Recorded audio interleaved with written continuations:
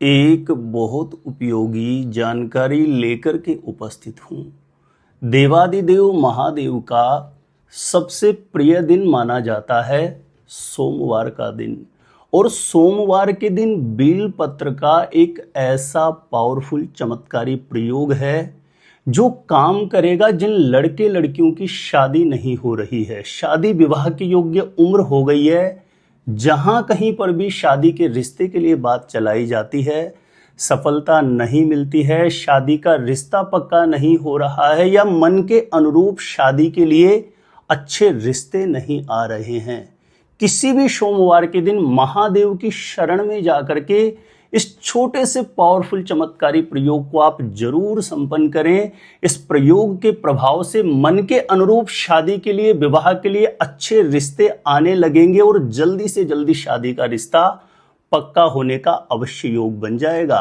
तो किसी भी सोमवार के दिन महादेव की शरण में जाकर के बेल पत्र के इस पावरफुल चमत्कारी प्रयोग को किस प्रकार से आपको संपन्न करना होगा, जानकारी देने से पूर्व आपको बता दूं, जो लोग पहले बार मेरा वीडियो देख रहे हैं और विशेषतः शादी विवाह से जुड़ी शास्त्र सम्मत जानकारियां हमेशा पाना चाहते हैं, जैसे आपकी शादी कब कहां कैसे होगी, कैसा जीवन साथी मिलेगा और जल्दी से जल्दी शादी का रिश्ता पक्का होने के लिए दूसरे कौन से पावरफुल चमत्कारी उपाय आप कर सकते हैं, ऐसी शास्त्र सम्मत जानकारियां हमेशा पाने के लिए आज ही जरूर सब्सक्राइब करके रखें। ज्योतिष गुरुजी यूट्यूब चैनल को सब्सक्राइब करना आपके लिए बिल्कुल फ्री रहेगा, लेकिन इससे आपको बहुत ज़्यादा फायदा होगा। कोई भी मेरा नया वीडियो आएगा तो सबसे पहले नोटिफिकेशन आपको मिलेगा, आप आसानी से मेरे वीडियो देख सकते हैं, हमेशा निरंतर आप मेरे साथ जुड़े रह सकते हैं। तो चलिए प्रिय दर्शकों, विषय पर चलते हैं।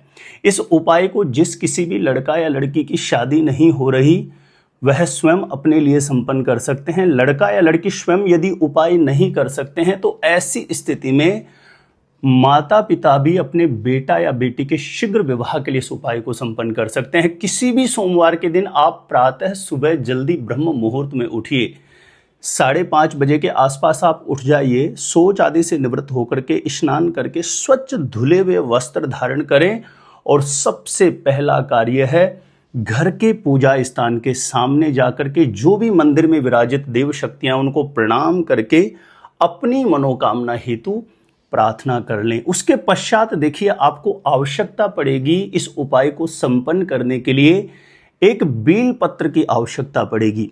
तो आपको एक बेल पत्र बिल्कुल भी कटा फटा नहीं होना चाहिए, खंडित नहीं होना चाहिए, बिल्कुल एकदम सही साफ उसमें तीनों पत्ते होने चाहिए। एक बेल पत्र की आपको आवश्यकता पड़ेगी और एक अनार की टहनी की आपको आवश्यकता पड़ेगी। कहीं पर भी अनार का कोई पेड़ हो तो उसकी एक छोटी सी टहनी लेकर के आ जाएं और थोड़े से पीले चंदन की आपको आवश्यकता पड़ेगी। ये 3 सामग्रियां इस प्रयोग को संपन्न करने के लिए आपके पास होनी चाहिए। तो घर के पूजा स्थान में प्रणाम करने के पश्चात एक घी का दीप प्रज्वलित करके आप आसन पर बैठ जाएं और सामने किसी भी पात्र में कोई भी आप प्लेट ले लीजिए, कोई कटोरी ले लीजिए, थाली ले लीजिए। यदि तांबे की या पीतल की कोई भी प्लेट हो, कटोरी हो तो ज़्यादा बेस्ट रहेगा, नहीं तो जो भी आपको अवेलेबल होती है उसमें एक पीले चंदन से आपको स्वास्तिक बना लेना है और स्वास्तिक बना करके उस स्वास्तिक के ऊपर आपको बेल पत्र को रख देना है। ध्यान रखें, बेल पत्र का जो चिकना वाला पार्ट होता है वह ऊपर की तरफ रहे।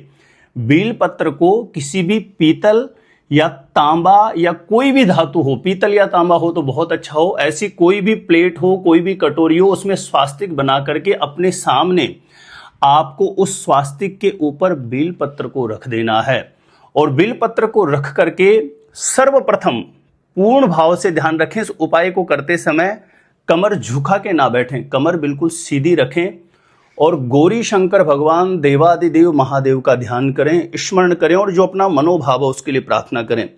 माता पिता कर रहे हैं तो अपने बेटा या बेटी के लिए कामना करें कि किसी भी प्रकार के पितृ दोष, नजर दोष, ग्रह दोष की वजह से विवाह में बाधा है तो उसका निवारण हो, शीघ्र विवाह का योग बने। लड़का या लड़की स्वयं कर रहे हैं तो कामना करें कि मेरी कुंडली में किसी भी प्रकार का कोई नजर दोष, पितृ दोष, ग्रह दोष है जिसकी वजह से विवाह में रुकावटें, बाधा है तो उसका निवारण हो। ऐसी कामना करके अनार की कोई भी जो टहनी है उस पर आप थोड़ा सा कॉटन लगा लीजिए और पीले चंदन की सहायता से आप उस बिलपत्र को उठा लीजिए। बिलपत्र के जो बीच वाला पत्ता होता है उस पर आपको लिखना है शुभ विवाह। बीच वाले पत्ते पर लिखना है आपको शुभ विवाह, और दाईं तरफ जो पत्ता होता है उस पर जिस लड़का या लड़की के लिए किया जा रहा है उसका जो उम्र चल रहा है वह उम्र लिख देना है। और बाईं तरफ जो पत्ता है उस पर जिस लड़का या लड़की के विवाह के लिए किया जा रहा है उसका नाम लिख देना है।